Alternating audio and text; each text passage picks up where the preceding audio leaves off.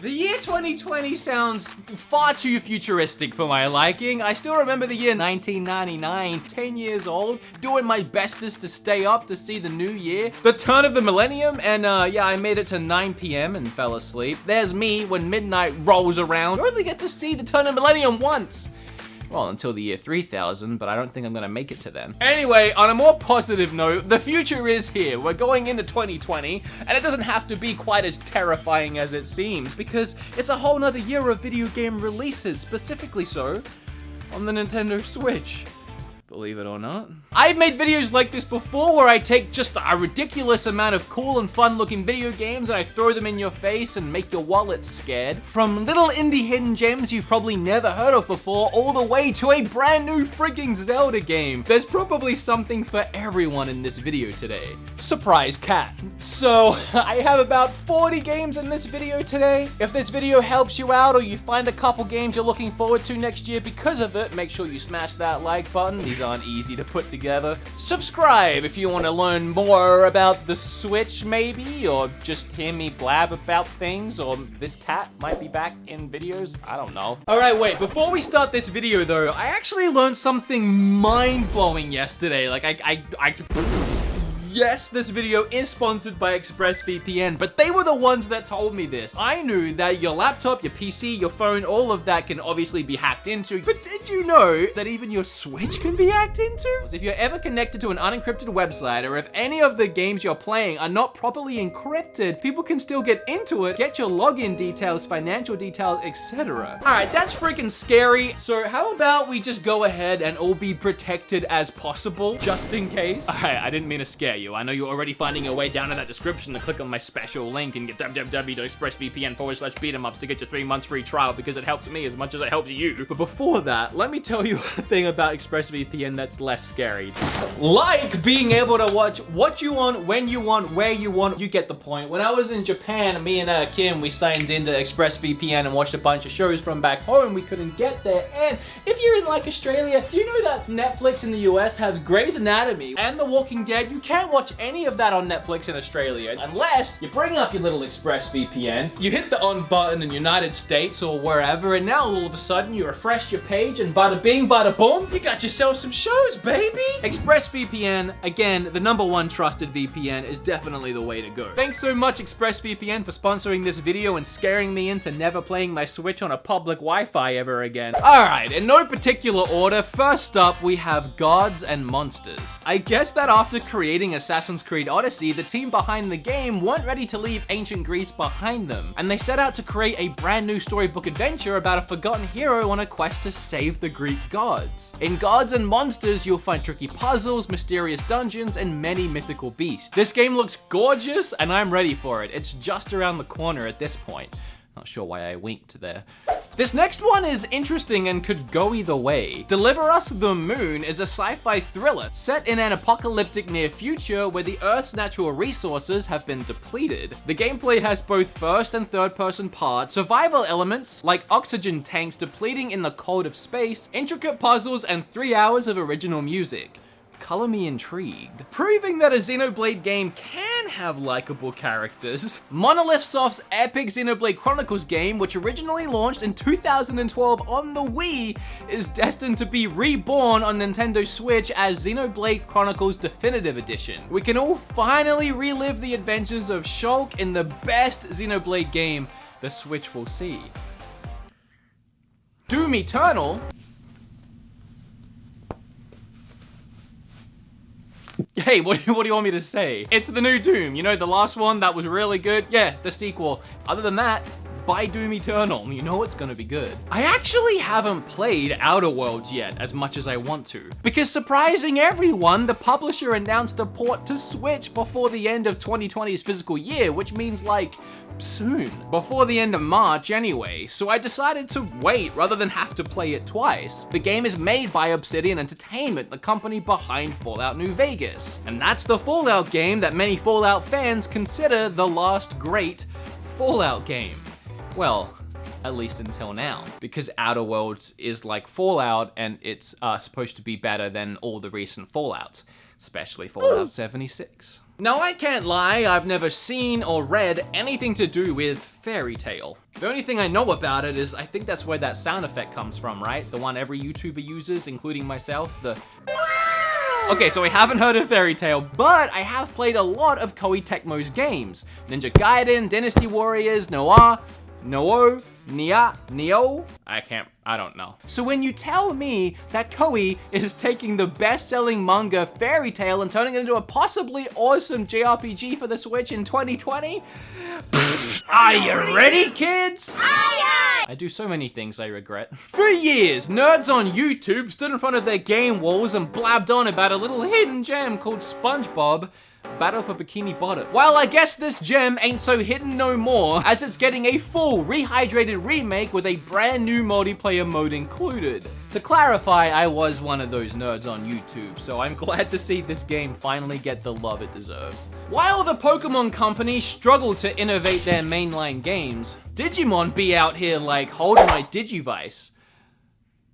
I do so many things I regret. The newest installment into the series, Digimon Survive, is a survival strategy role-playing game where players' choices influence the direction of the story, including the Digimon's Digivolution process. I have no idea how to say that. The game will have multiple endings, and should wrong choices be made, characters will be killed. Yep, this ain't your regular kitty monster game. Digimon has clearly grown with its audience, and I'm down for it. Also, that stab at Pokemon was purely for comedic effect. Hey, you know how I mentioned a lot of these games I hadn't even heard of before? Well, Cris Tales was one of them. Where the heck did Cris Tales come from? And how did I miss its initial release back in June? This game is gorgeous. My eyes don't even know where to begin. The colors, the art, the beautifully hand-drawn 2D animations. This indie gem is a love letter to JRPGs, and the world literally bursts to life. Your choices will change both the present and the future across more than 20 hours of gameplay. This is on my must-buy list for sure. It looks amazing. Can anyone else smell my hype for Trials of Mana? Trials of Mana 3 has had a huge overhaul and is being slapped on the Switch this April. Gorgeous revamped 3D graphics, you can pick your party from 6 different characters, change up your classes, and save the frickin' world. I actually can't wait for this one. Apparently back in April, a faithful remake of XIII, or 13 as some people like to call it, was announced to be coming to Switch, and it was gonna release in November? Well, that didn't happen, and I didn't know anything about any of that, but apparently it's now coming out in 2020. Honestly, this is really cool. I hope it turns out to be a fun game. The original was one of my all-time favorite GameCube games. It had a really cool comic book style and great action gameplay for the time. We don't really know much about this remake or what it's gonna look like, but I'm still excited nonetheless. Early next year, in January, the worlds of Fire Emblem and Atlas games have smash-smashed once again, but this time, they're gonna dance away their feelings. Of all the Wii U games left to port to the Switch, this wasn't my #1, but it deserves a good home as much as any of those other poor consoles titles. It's a strange game that blends the combat of Fire Emblem and Shin Megami Tensei series and throws in some stunning musical performances. Now, you guys know that I'm a big My Hero fan, both the anime and the fighter. I was big time surprised when I picked up My Hero 1's Justice and discovered it was actually a really fun and solid fighting game, with a sizable roster of 20 characters, a story that cleverly followed along with the anime, and it was crammed full of action. Well, I was even more surprised to hear they were making a sequel. Was there really a need to make another sequel so soon? I mean, unless they're adding, a couple extra new characters. Oh, what's that? It has 40 characters? Double the roster size? Pre-ordered. We've already seen a couple of Darksiders games release on the Switch, and honestly, they felt right at home with the rest of the library. And now, Darksiders Genesis drops in February, although, unlike the other games, this is a new game in the series. And also, unlike the other games, Genesis is a top-down hack-and-slash action RPG comparable to, of course, Diablo, the only game you ever compare any game of this style to. And I mean, if you're not sure about picking it up on Switch, you can try it already because it's released on Steam for $30. Or if you want a better deal, it also released on Google Stadia for $40.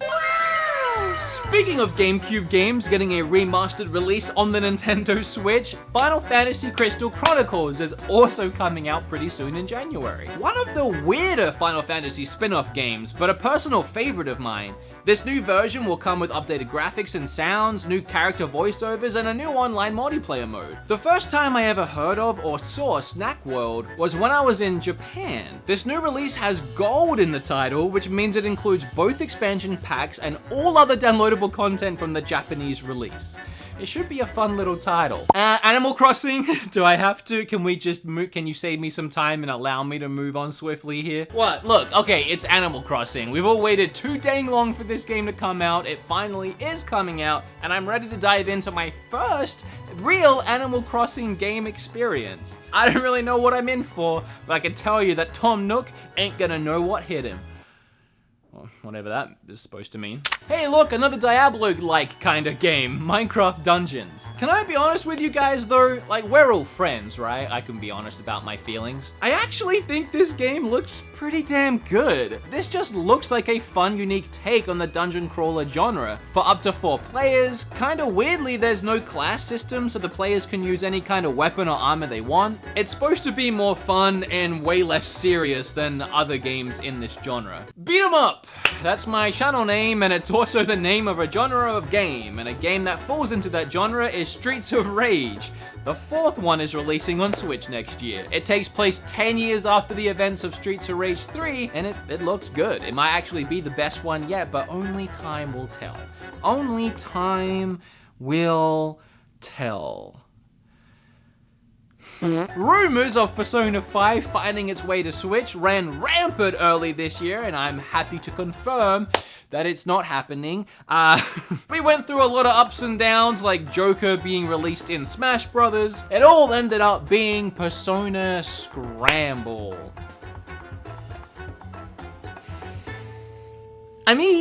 So Persona Scramble is a Dynasty Warriors style game. Think Hyrule Warriors or Fire Emblem Warriors, just with a Persona skin. It's not Persona 5, but I'll buy it.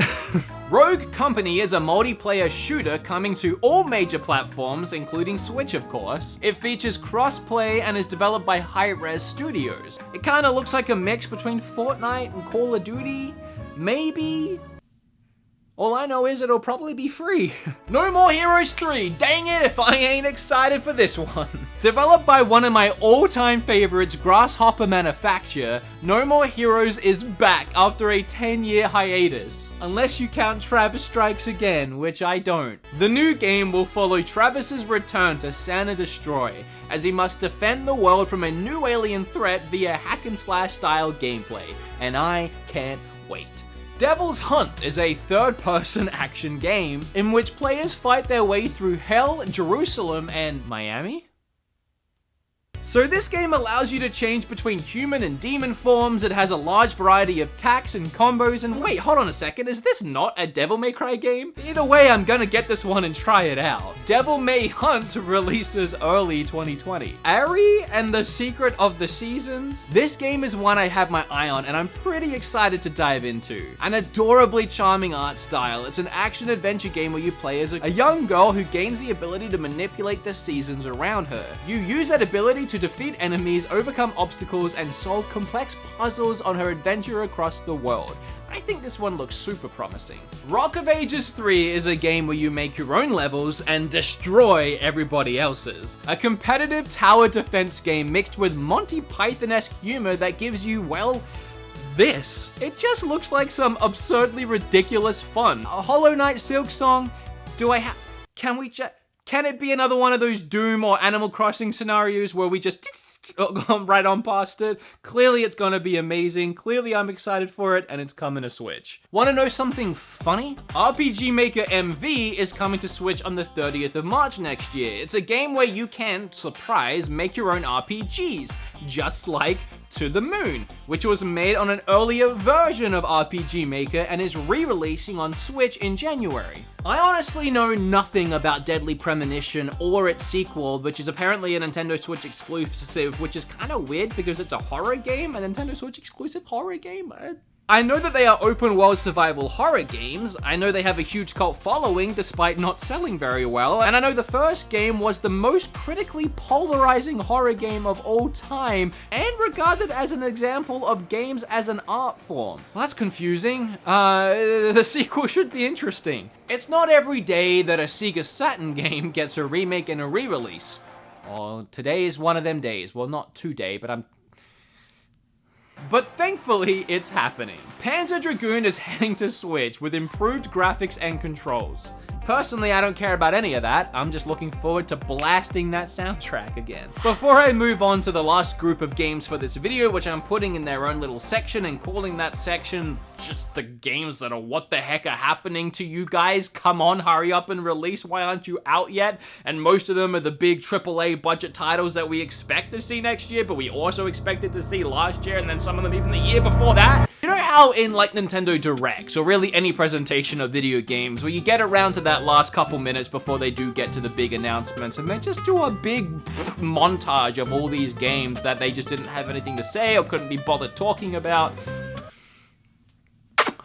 Alright, here's the big ones. Here's the games that we all want to see next year, and they really should release next year, and they might release next year, but they probably won't release next year. Metroid Prime 4. Look, we all know that this is probably the least likely on the list. Even with it being scrapped and restarted like a year ago now, it's not impossible that it could be ready for a release late next year. And now there is an intense amount of pressure to get this game right. Okay, but what the heck, Bayonetta 3 has to be next year. End of last year, I thought it had to be this year. And now it has to be next year. We've been waiting for Bayonetta as long as we've been waiting for Metroid, but at least we know kind of what's been going on with Metroid. Bayonetta has just been dead silent. Bayonetta next year. Come on, chop chop. Oh, you want to speak of a game shrouded in mystery? How about Shin Megami Tensei 5? Alright, the release trailer for this game is literally older than the Nintendo Switch itself. Apparently back then was when they had just started development, and even by the end of 2017, Atlus said it was nowhere near coming soon. But a year ago, in November 2018, apparently it entered full-scale development. So my guess is late next year? I mean, that gives the game a year and a half of full scale and over 3 years of total development time. Pikmin 4 is a strange case. Miyamoto himself confirmed Pikmin 4 was coming in 2015. Since then, in an interview, he said he's been asked to not share anything about it, but that the game was progressing. That was 2017. He also said it was close to completion and the Pikmin teams are always working on the next game. So going by all of that, all we can say is that Pikmin 4 is coming to Nintendo Switch and has been in development possibly since 2015. I don't know what to believe, but if Pikmin 4 isn't released next year, I'm calling Miyamoto out on Twitter. Alright, okay, I'm calling this one. I do believe Breath of the Wild 2 is going to release next year in 2020. We haven't been told that, but hear me out. Ever since the first game released on Switch's launch, I was a firm believer that the next game in the franchise would be a sequel of some kind. You don't spend half a freaking decade developing a brand new Zelda engine like this and release it to heavy praise and then just scrap it and start again on a brand new engine for the next one. Like Majora's Mask after Ocarina of Time, it was obvious to me they would inevitably work within the Breath of the Wild universe to create a possibly much darker sequel, but at the very least, a sequel. Looks like I was right about the darker sequel too, judging by that trailer, which gives me the heebie-jeebies, and I love it. Assuming they got to work on this sequel shortly after the release of the first one in 2017, there's no reason to not believe that almost 3 years later, we could see a 2020 release. So no matter what kind of person you are, no matter where you like to play games, it's pretty much a guarantee there is something on here you'll love. So once you add these 40-ish games and slam it into the library, and then everything else that's gonna come out next year, the Nintendo Switch will have, and already has, one of the most diverse video game libraries a system has ever had. is why I love this little thing, and there's always something to talk about. With that said, I hope this video helped you in some way. Was there a game in particular that you're looking forward to? Leave it down below. What did I miss? If you're still here and you haven't hit that like button yet, you really have to. You might even click that link down below before you leave and check out today's video sponsor who helped make this video possible. That would be awesome. Okay, well, I'm done now. Bye.